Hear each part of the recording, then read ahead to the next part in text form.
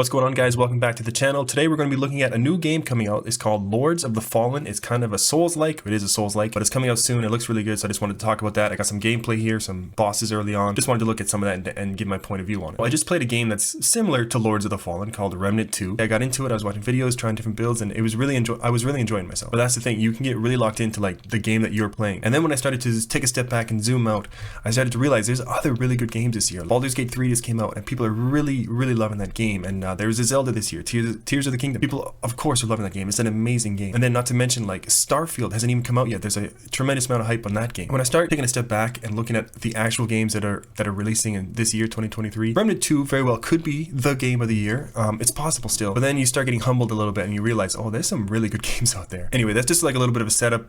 There's so many great games out there, and this could very well be one of them. The original Lords of the Fallen holds the distinction as being one of the first non-From Software developed Souls-likes to put its own unique stamp on the genre. I never played the first Lords of the Fallen. I didn't really even know there was a first one before either. That actually kind of reminds me of Remnant 2, because there was a Remnant 1 that also I didn't really know about too much and didn't play as well. But it doesn't matter. I still think you can jump into these part 2s and have a good time. The first truly next-gen Souls-like, thanks to visuals powered by Unreal Engine 5, an ambitious parallel realm mechanic, and a release that leaves previous-gen consoles in the dust. So you mentioned some things there that are super important. This is built on Unreal Engine 5. It's not even released on last-gen consoles. You have to have the current-gen consoles, which is actually kind of a good thing. We're moving forward here. And the more I look into video games, the more I realize that Unreal Engine 5 is the future. I don't know if that's an overstatement, but to me, I personally feel like, man, games being built on Unreal Engine 5 are just that much step ahead. So for me, when I hear a game is built on Unreal Engine 5, I actually get excited. I feel like, okay, this is a step forward. This is going to be a potentially a deeper, better,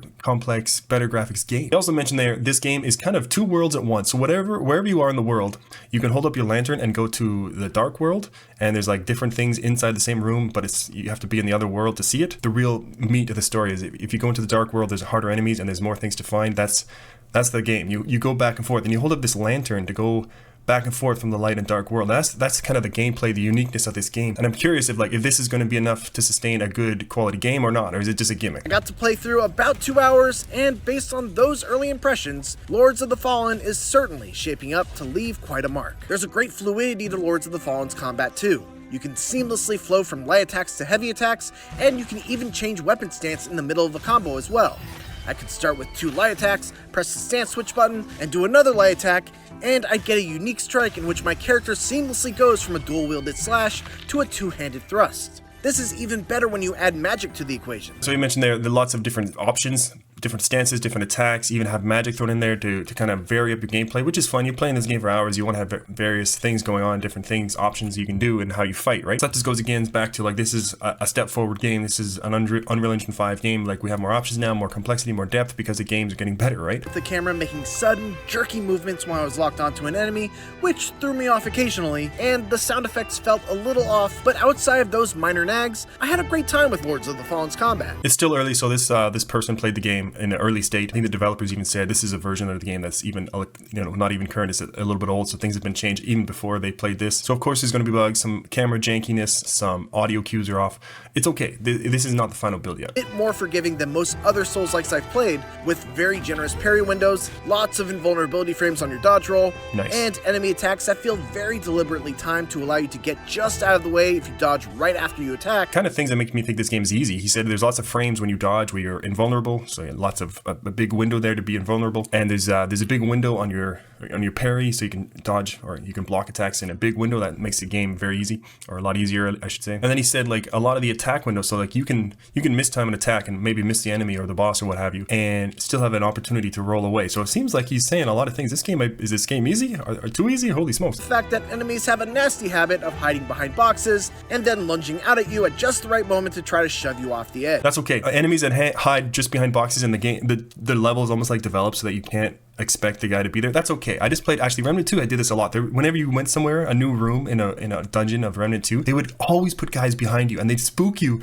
and it made the game honestly more fun, more engaging, because you're kind of always watching behind your shoulder. There's always something to do because you can always check behind your shoulder because there could be a guy there. I really enjoyed that, and this is the same thing. Like, there's a guy behind every box potentially, right? And you have to think about that. It makes it more engaging, and you're sucked into the game more. The technique called Soul Flay, which allows you to rip the soul out of an enemy and yank it in a direction, causing the body to follow along with it, leading to a very Oh. Looney Tunes-esque fall to their death. That seems overpowered. So you can grab the soul of an enemy, put it off to the cliffside, and after a couple seconds, the enemy will follow the soul and be off the edge of the cliff. That seems very overpowered. Kind of cool though. This is the type of thing. Games are getting more complex. They can do things like this now. I don't remember ever seeing that in another game quite like that. Maybe in League of Legends, Alawi can do it, but it's not the same, right? I also got to try a handful of boss fights that range from the imposing Holy Knight Pieta to the absolutely disgusting beast known as the Bog Lord. Every Bog boss I Lord. encountered was a multi-phase battle, with the boss becoming substantially tougher as the fight progressed. The enemies look cool. That's important when you're playing these games. You want the enemies to be varied and cool and different, right? So you feel like you're fighting a new character and it's not the same skin on the same enemy over and over. And definitely, this is a big bog lord. He looks like he's 25 feet tall, and then the last guy was like a knight with a sword. So definitely different. So that's important to me, and I hope they continue this throughout the whole game. By far, the most exciting and unique element in Lords of the Fallen is the relationship between the two parallel realms, Axiom and Umbral. Axiom and Umbral, the two worlds. So like, think about it. If you're playing this game for 30, 40, 50, 100 hours, if this gimmick doesn't work, it can kind of take away from the experience, right? You want this to work. This is the unique thing about Lords of the Fallen. This is why you want to buy this game if you believe in this concept, this gimmick. I call it a gimmick, but it might work, right? Going back and forth, you might be really interested, but it might not work, and that's what I care about. Axiom is the world of the living, and bathed in a warm, comforting glow, while Umbral is oppressively dark and depraved. There are gross, flesh-like tendrils that spread all over the place, eyeballs that constantly watch you, bodies all plastered against the wall. It's very unsettling stuff. To bridge the gap between the two realms, you have a lamp that lets you peer into Umbral and see the differences between the two realms, sometimes revealing a path that only exists in Umbral, such as a bridge or a gap in the wall. Sometimes, though, you'll need more than just the lantern. You'll need to cross realms and fully enter Umbral in order to interact with certain objects in order to clear a path. Doing so is dangerous, though. If you die in the good area, I forget the name of the world where it's good. I'm just going to call it the good area. If you die in the good world, there's no penalty. You just come back to life in a couple seconds in the same spot. Big deal. If you die in the bad world, you have to do the Dark Souls, walk all the way back to your corpse to get your stuff, and it can be kind of tedious. So you have to make that decision. And this is where you have to make the decision if this game is for you. Do you buy into this concept for a game? Switching between worlds, having to make decisions, right? I think it could work. Who's the developer of this game? Let me look that up. So this is the website of the developer of the game. Hexworks, a CI Games studio. Okay, Hexworks Studios. Hexworks is a new gaming studio founded in early 2020 consisting of 2 studios based in Barcelona. So it's just something to be considerate of when you're buying this game, and there's a gimmick that you're kind of banking this game on working. This is apparently a new studio that came together in 2020. I don't know how much they were involved in the original Lords of the Fallen. I don't know. They might have been, or not. I don't know who exactly is on the team. But you kind of have to weigh that in when you're making a decision. This is potentially, I think, new development team as of 2020, according to their website. Maybe they hit it out of the park and they nail this gameplay mechanic unreal, like they put in so much effort because they're hungry to make a game that works, or maybe they don't because they don't have the experience. I don't know. Like when Mario comes out and he's got whatever the new gimmick is for the Mario, you kind of trust that it's going to work. Like, I don't know. It's just they're so reliable. But a new studio, it might work, it might not. I don't know. Even though the idea of having 2 parallel but thematically different realms is not a new idea in games, here in Lords of the Fallen, it never feels like a gimmick. Awesome. So he just nailed it. He said, here in Lords of the Fallen, it never feels like a gimmick. Super important for the people who are getting early builds of this game, who are saying that's super important to me. Potentially, you can bank on this being a good game. If the main mechanic, the differentiating mechanic is good, that's huge. Exploration is more exciting when you have to make that call of whether or not you should make the jump into the Umbral realm. The fact that he's saying he makes it more exciting, makes the game better because you want to explore and you want to think about the 2 different realms, that's huge. It's clear that a lot of lessons were learned from the first Lords of the Fallen, to the point where this new version feels like it's entirely its own thing. And from my early impressions, so far, it seems like it's heading in the right direction. So this game has potential. If you play Dark Souls or Souls-likes and you're looking for the next iteration of one of those, this might be for you. I also really like how they're letting people come in and play their game early. There's a few people I've watched who got to play this game early. They seem to be taking feedback, like the conversations they were having with the developers. It feels like they were listening. That means the developers are committed to trying to make this work, right?